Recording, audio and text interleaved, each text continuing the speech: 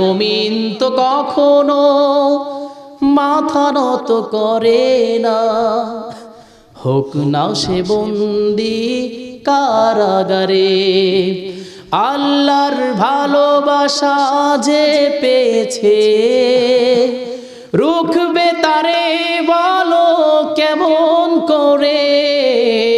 মুমিন তো কখনো মাথা নত করে না, হোক না সে বন্দি কারাগারে। আল্লাহু আকবার।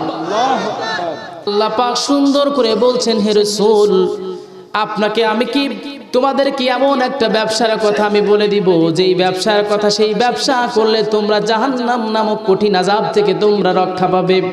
আল্লাহ পাক সুন্দর করে বলছেন, প্রথম নাম্বার ঈমান আনতে হবে কার উপরে? আল্লাহর উপরে। 2 নাম্বার ঈমান আনতে হবে আমার আপনার রাসূল বিশ্বনবীর উপরে। জোরে কোন ঠিক কিনা?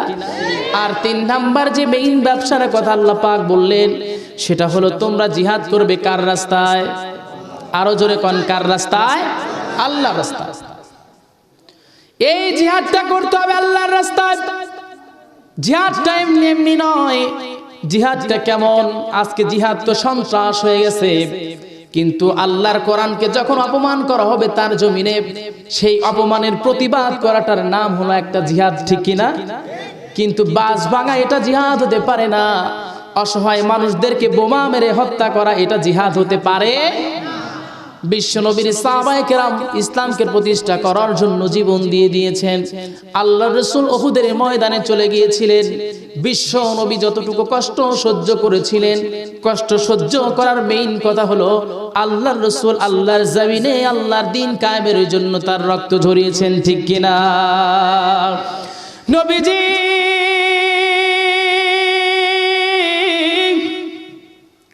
উহুদের ময়দানে গেলেন। আল্লাহর রাসূল উহুদের ময়দানে হারালেন তার চাচা আমির হামজাকে। আমির হামজাকে আল্লাহর রাসূলের চাচা, তাকে তিনি হারিয়ে ফেলেছিলেন। আমির হামজার কলিজার মধ্যে দিয়ে বর্ষা ঢুকিয়ে দেওয়া হয়েছিল। অহসি বর্ণনা করেন, আমাকে বলেছিল, হিন্দা বলেছিল, তুমি কি তোমার দাস মুক্ত অর্জন করতে চাও নাকি মুক্তি জীবন তুমি চাও? তিনি বলেছিলেন, হ্যাঁ, মুক্তি জীবন আমি চাই। তখন বললেন, আমির হামজাকে হত্যা করে ফেলতে হবে উহুদের ময়দানে। আমার টার্গেট হলো মুক্তি জীবন যাপন করা। বর্ষাটা হাতে নিয়ে নিলাম, একটা পাথরের ওতে আমি দাঁড়িয়ে গেলাম। আমির হামজাকে যখন পেয়ে গেলাম, বর্ষা দিয়ে নিক্ষেপ করলাম, তার কলিজাটা এফোর ওফর করে দিলাম। দুনিয়া থেকে আল্লাহর রাসূলের চাচা শহীদ হয়ে গেলেন। তিনি দুনিয়া থেকে শহীদ হয়ে গেলেন। তার নাকটা কাটা হয়েছিল, তার চোখটা তুলে ফেলা হয়েছিল, তার ঠোঁট কাটা হয়েছিল, তার হাত কাটা হয়েছিল। এই চোখ, হাত, নাক, কান, মুখ এগুলো নিয়ে তারা সুন্দর করে সুতার সঙ্গে বেঁধে মালা বানিয়েছিল। আল্লাহর নবী উহুদের ময়দানে, রাসূল তো কম কষ্ট সহ্য করেন নাই। রাসূলের মাথার ভিতরে লোহার হেলমেট ঢুকে গিয়েছিল। আল্লাহর নবী গর্তের ভিতরে পড়ে গেছেন। রাসূল কথা বলতে পারে না। সাহাবায়ে কেরাম ছন্নছাড়া। সাহাবায়ে কেরাম চিন্তা করলেন রাসূল শহীদ হয়ে গেছেন। এমন চিন্তা তারা যখন খোঁজ পেয়ে গেলেন রাসূল দুনিয়ায় নাই, আল্লাহর নবী দুনিয়া থেকে বিদায় হয়ে গেছেন, আল্লাহর নবী গর্তের ভিতরে পড়ে গেছেন, আমার আপনার রাসূল কথাও বলতে পারে না, কোন সাহাবীকে তিনি ডাক দিতে পারছেন না। আল্লাহর রাসূল একটু একটু করে হাতটা নাড়ান যাতে কেউ একটু দেখতে পেয়ে যায়। এমন সময় একজন সাহাবী দেখতে পারলেন, হযরতে আলী কান্না করে, হযরতে ওমর কান্নার রোল পড়ে গেল। ডেকে বলে, আল্লাহ,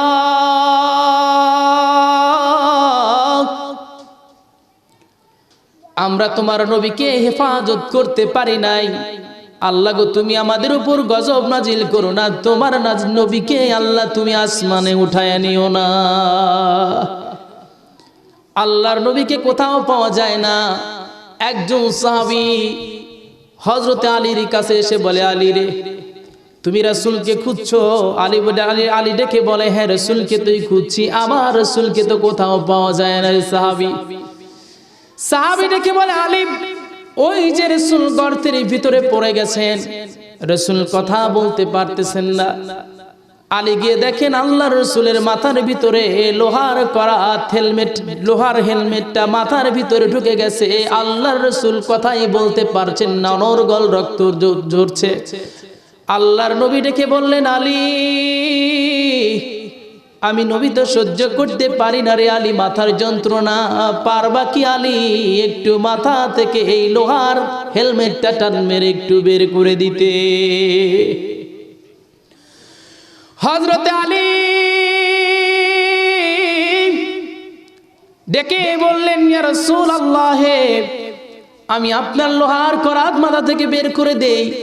এমন সময় একজন সাহাবী আসলেন, এসে ডেকে বলে, ইয়া রাসূলুল্লাহ, আপনার মাথার লোহার করাতটা যে আছে, এই লোহার করাতটা আমি একটু টান মেরে তুলে দেই, একটু অন্তর দিয়ে শুনেন, চোখের পানি যদি একটা ফোঁটা যদি পড়ে যায়, কেউ কোনোদিন আমল দিয়ে জান্নাতে যেতে পারবেন না।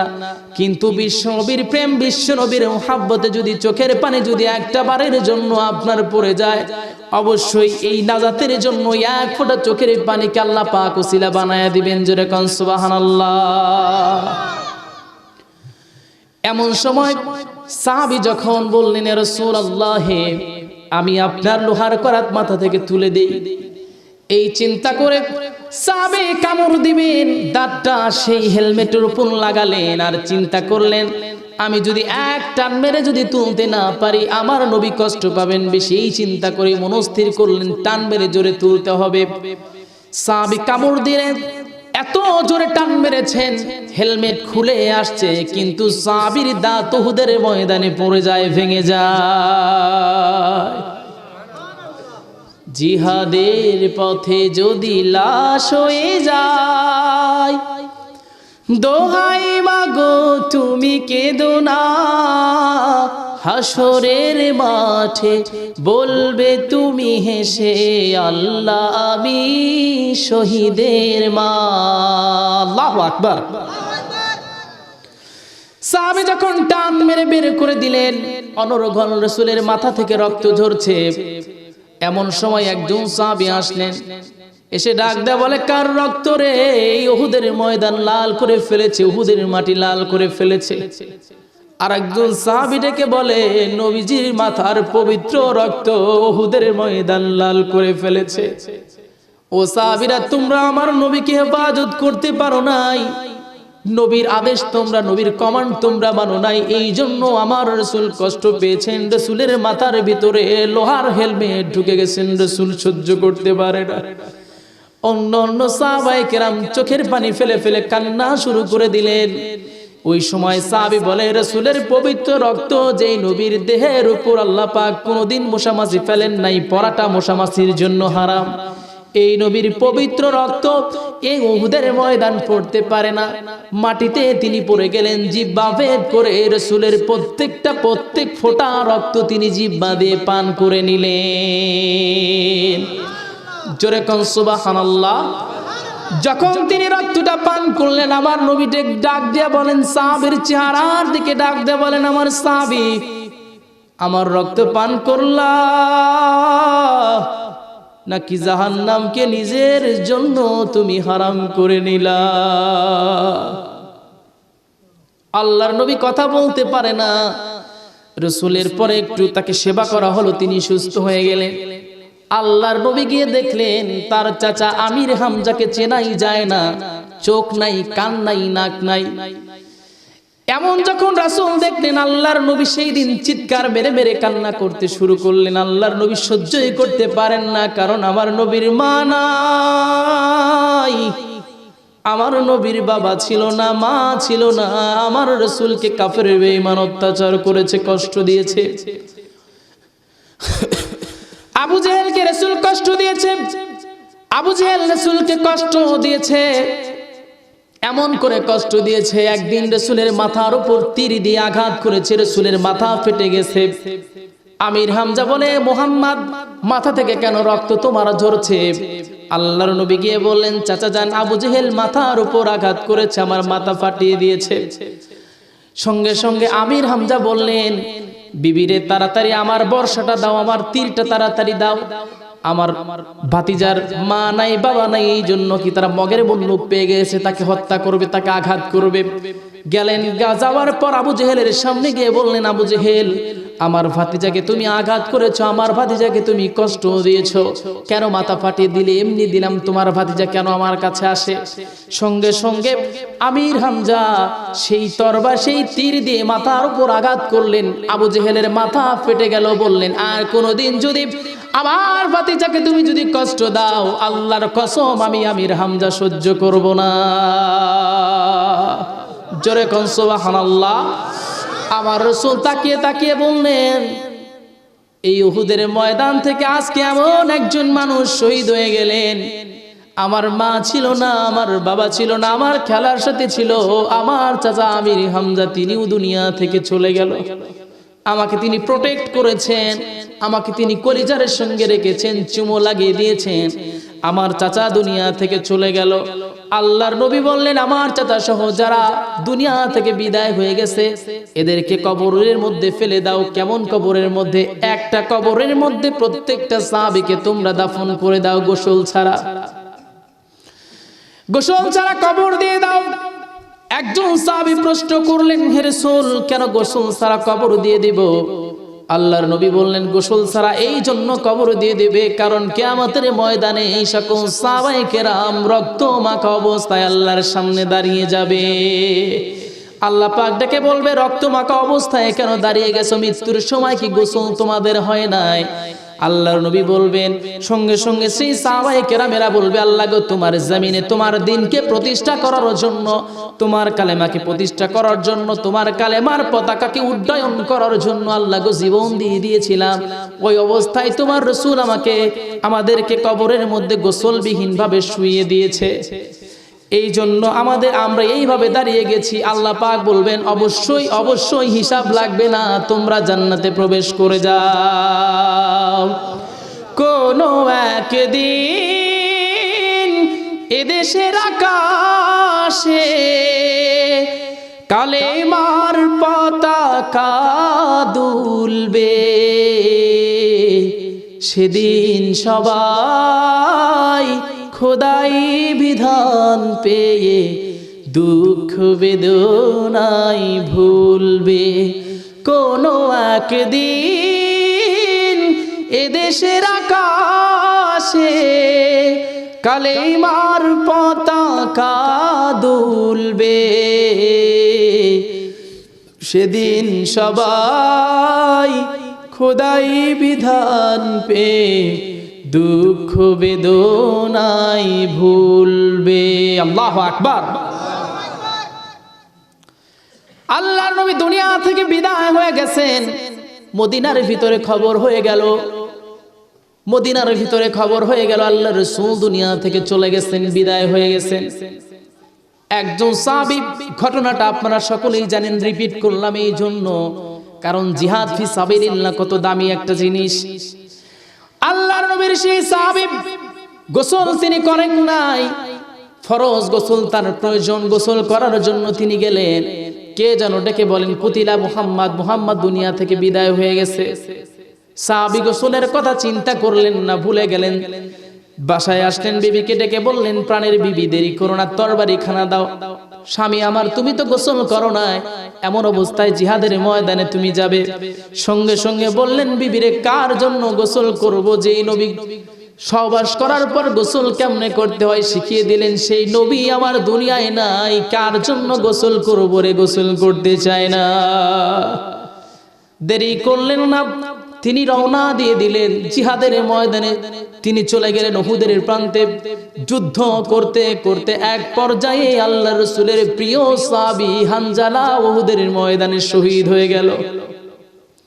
আল্লাহর নবী ওই যে বলেছিলেন, যারা শহীদ হয়ে গেছে প্রত্যেকজনকে গোসল ছাড়া কবর দিয়ে দাও। একজন মহিলা এসে বললেন, হে রাসূল, সকলকে গোসল ছাড়া কবর দিবেন, কিন্তু আমার স্বামীকে গোসল ছাড়া কবর দিবেন না, সে তো নাপাক। নবীজি বললেন, কে তুমি? কোথায় তোমার ঘর? কোথায় তোমার বাড়ি? মেয়েটা ডাক দেয়া বলে, ইয়া রাসূলুল্লাহ, আপনার প্রিয় সাহাবী হানজালার স্ত্রী আমি। আমার স্বামীর জন্য গোসল ফরজ হয়ে গিয়েছিল, গোসল করে নাই, আপনি শহীদ হয়ে গেছেন শুনে ইয়া রাসূলুল্লাহ তাকে গোসল দিতে হবে। আল্লাহর নবী চোখের পানি ফেলে ফেলে চিৎকার মেরে বললেন, সাহাবীরা কোথায় আমার হানজালা? আমার হানজালাকে একটু তোমরা খুঁজে আমার সামনে নিয়ে আসো। হানজালার লাশ কোথাও পাওয়া যায় না, তন্ন তন্ন করে খুঁজেছেন, কোথাও হানজালার লাশ পাওয়া যায় না। এমন সময় জিবরাইল আলাইহিস সালাতু ওয়াস সালামকে আল্লাহ পাক ডেকে বললেন, হে জিবরাইল আমার নবীর কাছে চলে যাও, আমার রাসূলের কাছে গিয়ে বলো যে হানজালা রাসূলের ভালোবাসা, রাসূলের মহব্বতের জন্য সে ফরজ গোসলকে ভুলে যেতে পারে। আমি আল্লাহ চাই না এই দুনিয়ার সাধারণ পানি দ্বারা তার গোসল হয়ে যাক, হাউজে কাউসারের পানি দিয়ে আমি আল্লাহ পাক হানজালার গোসলের ব্যবস্থা করে দিতে চাই। আল্লাহর নবী বললেন কোথাও নাই। সাহাবীরা বলে ইয়া রাসূলুল্লাহ হানজালার লাশ কোথাও নাই।